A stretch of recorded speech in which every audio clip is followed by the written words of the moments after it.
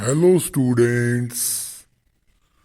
ਅੱਜ ਅਸੀਂ ਜਾਣਾਂਗੇ ਕਿ ਆਕਾਸ਼ ਦਾ ਰੰਗ ਨੀਲਾ ਕਿਉਂ ਹੁੰਦਾ ਹੈ। ਇਹ ਸਾਨੂੰ ਦੱਸਣਗੇ ਦਾ ਮਾਸਟਰ ਮਨਵਿੰਦਰ ਸਿੰਘ। ਤੁਸੀਂ ਸਾਰਿਆਂ ਨੇ ਬੜੇ ਹੀ ਧਿਆਨ ਦੇ ਨਾਲ ਦਾ ਮਾਸਟਰ ਨੂੰ ਸੁਣਨਾ ਹੈ। ਤਾਂ ਧਿਆਨ ਦੇ ਨਾਲ ਤੁਸੀਂ ਇਸ ਲੈਕਚਰ ਨੂੰ ਸੁਣੋ।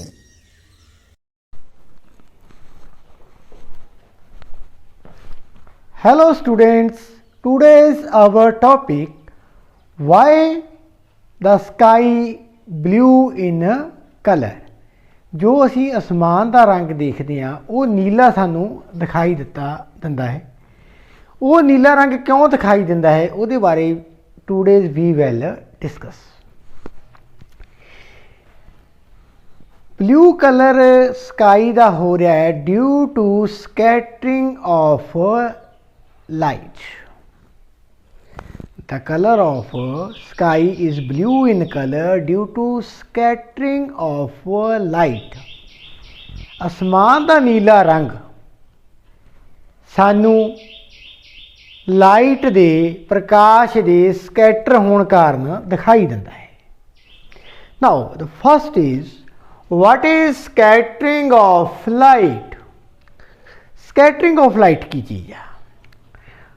When light travel through the atmosphere, ਜਦੋਂ ਲਾਈਟ ਐਟਮੋਸਫੀਅਰ ਦੇ ਵਿੱਚ ਟਰਾਂਸਫਰ ਕਰ ਰਹੀ ਆ, ਗਤੀ ਦੇ ਵਿੱਚ ਆ, ਟਰੈਵਲ ਕਰ ਰਹੀ ਆ, it gets scattered from the air molecules।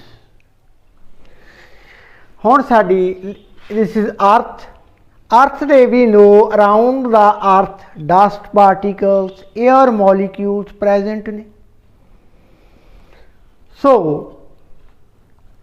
it gets scattered from the air molecules। ਜਿਹੜੇ ਹਵਾ ਦੇ ਵਿੱਚ molecules ਨੇ ਅਲੱਗ-ਅਲੱਗ ਗੈਸਿਸ ਦੇ as well as dust particles, ਉਹ ਕੀ ਆ ਸਾਰੇ ਇਹਨੂੰ ਕੀ ਕਰ ਦਿੰਦੇ ਆ scattered ਕਰ ਦਿੰਦੇ ਆ and mostly the molecules of air। Now second thing, scattering of light take place। scattering ਹੁੰਦੀ ਕਦੋਂ ਆ?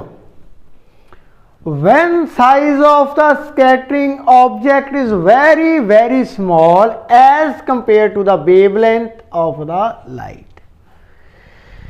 ਹੁਣ ਅਗਰ wavelength ਦੇ comparison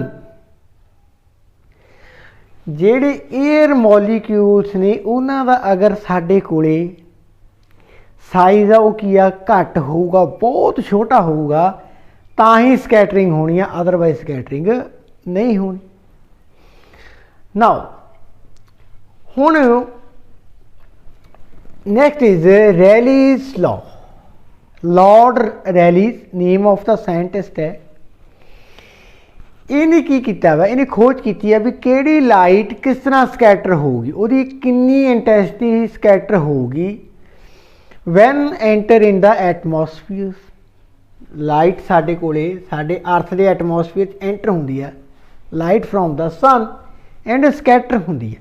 ਉਹਦੀ ਮਾਤਰਾ ਕਿਵੇਂ ਉਹ ਸਕੈਟਰ ਹੋਊਗੀ ਉਹ ਆਪਾਂ ਦੇਖਣੀ ਹੈ ਵੀ ਕਿੰਨੀ ਸਕੈਟਰ ਹੁੰਦੀ ਹੈ, ਕਿਸ ਅਕੋਰਡਿੰਗ ਸਕੈਟਰ ਹੁੰਦੀ ਹੈ। the intensity of light corresponding to a wavelength। now ਇੱਥੇ ਅਸੀਂ ਥੋੜਾ ਸਟਾਪ ਕਰਦੇ ਹਾਂ। ਨਿਊਟਨਸ ਲਾਅ ਸੀ ਪੜ੍ਹਿਆ ਸੀ। White light scattered into 7 colours. Newton ਨੇ ਰਿਸਰਚ ਕੀਤੀ ਸੀ, ਇੱਕ ਵਾਈਟ ਲਾਈਟ ਐਂਟਰ ਹੁੰਦੀ ਹੈ ਪ੍ਰਿਜ਼ਮ ਦੇ ਵਿੱਚ ਐਂਡ ਉਹ ਸਪਲਿਟ ਹੋ ਜਾਂਦੀ ਹੈ 7 ਕਲਰਸ। 7 ਕਲਰ ਕਿਹੜੇ ਕਿਹੜੇ ਨੇ? Red, orange, yellow, green, blue, IndiGo ਤੇ ਵਾਇਲਟ। ਕਿਉਂ ਸਕੈਟਰਡ ਹੋਏ ਇਹ ਕਿਉਂ ਕਲਰ ਸਪਲਿਟ ਹੋਈ white light? Because all the 7 colors have different wavelength and wavelength decrease ਹੁੰਦੀ ਆ ਡਾਊਨਵਰਡ। ਰੈੱਡ ਦੀ ਸਭ ਤੋਂ ਜ਼ਿਆਦਾ wavelength ਐਂਡ ਵਾਇਲਟ ਦੀ ਸਭ ਤੋਂ ਘੱਟ wavelength। Now come to back. The intensity of light corresponding to a wavelength. Wavelength के according मात्रा intensity of light. The intensity of light corresponding to a wavelength in the scattered light. ਜਿਹੜੀ light scattered ਹੋਈ ਉਹਦੀ ਕਿੰਨੀ ਮਾਤਰਾ ਹੋगी wavelength ਦੇ according. Light varies inversely as the fourth power of the wavelength. If lambda is a wavelength in the scattered light the lambda ਕੀ ਆ wavelength ਆ, ਤਾਂ ਕਿਹਦੇ ਅਕੋਰਡਿੰਗ ਹੋਗੀ ਇਨਵਰਸਲੀ ਪ੍ਰੋਪੋਰਸ਼ਨਲ 1 ਓਵਰ ਲੈਮਡਾ ਦੀ ਪਾਵਰ 4। ਇਹਦਾ ਮੀਨਸ ਕੀ ਆ, ਅਗਰ wavelength ਜ਼ਿਆਦੇ ਆ ਤਾਂ ਉੱਪਰ 1 ਆ, ਡਿਨੋਮੀਨੇਟਰ 'ਚ ਅਗਰ ਕੋਈ ਚੀਜ਼ ਜ਼ਿਆਦੇ ਆ ਤਾਂ ਮੇਰੇ ਕੋਲੇ ਰਿਜ਼ਲਟ ਘੱਟ ਆਊ। ਅਗਰ ਡਿਨੋਮੀਨੇਟਰ ਦੇ ਵਿੱਚ ਮੇਰੇ ਕੋਲੇ ਵੈਲਿਊ ਲੈਮਡਾ ਦੀ ਘੱਟ ਆ ਤਾਂ ਮੇਰੇ ਕੋਲੇ ਆਨਸਰ ਕੀ ਆਊਗਾ, ਵੱਧ ਆਊਗਾ। So now wavelength of red light and blue light ਅਸੀਂ ਇਹਨਾਂ ਦੀ ਕੰਸੀਡਰ ਕੀਤੀ ਹੈ, ਰੈੱਡ ਐਂਡ ਬਲੂ ਦੀ। ਬਲੂ ਦੀ wavelength is less as compared to the red. किन्नी कम? Since the wavelength of blue color is approximately half the wavelength of red color. Blue ਦੀ ਜਿਹੜੀ wavelength ਆ ਉਹ red ਨਾਲੋਂ approximately ਕੀ ਆ, half ਆ। The scattering of blue light is about 16 times 16 ਗੁਣਾ ਜ਼ਿਆਦਾ ਸਕੈਟਰ ਹੋ ਜਾਂਦੀ ਆ blue light। ਇਸ ਕਰਕੇ ਸਾਨੂੰ ਜਿਹੜਾ ਅਸਮਾਨ ਆ ਉਹ ਕੀ ਆ, ਨੀਲਾ ਦਿਖਾਈ ਦਿੰਦਾ ਹੈ।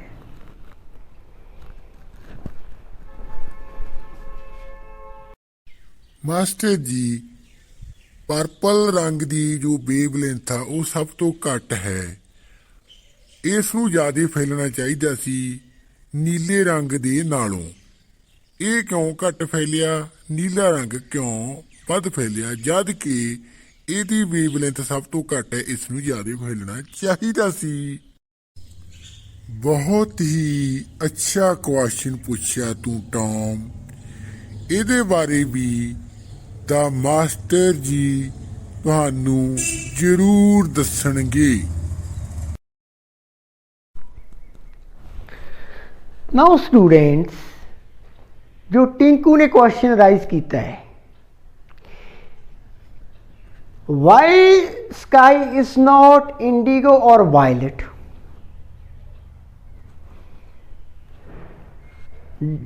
डाउनवर्ड जाने तो वेवलेंथ की है डिक्रीज होती है, and then according to Rayleigh's law indigo and violet and especially violet must be scattered more than blue.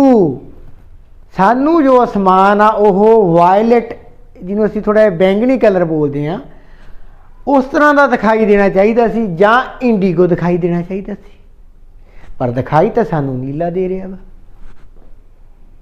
कारण की आ, what is the reason? Blue and indigo, blue तो इंडिगो लगभग सेम कलर होंगे, एक नूं आपां नीला कहने, एक नूं थोड़ा जिहा गूढ़ा नीला। सो इंडिगो तो इहदे विच अपना लगभग ਉਹਦੇ ਨਾਲ ਮਿਲਦਾ ਜੁਲਦਾ ਹੀ ਹੋ ਗਿਆ। And then about the violet colors,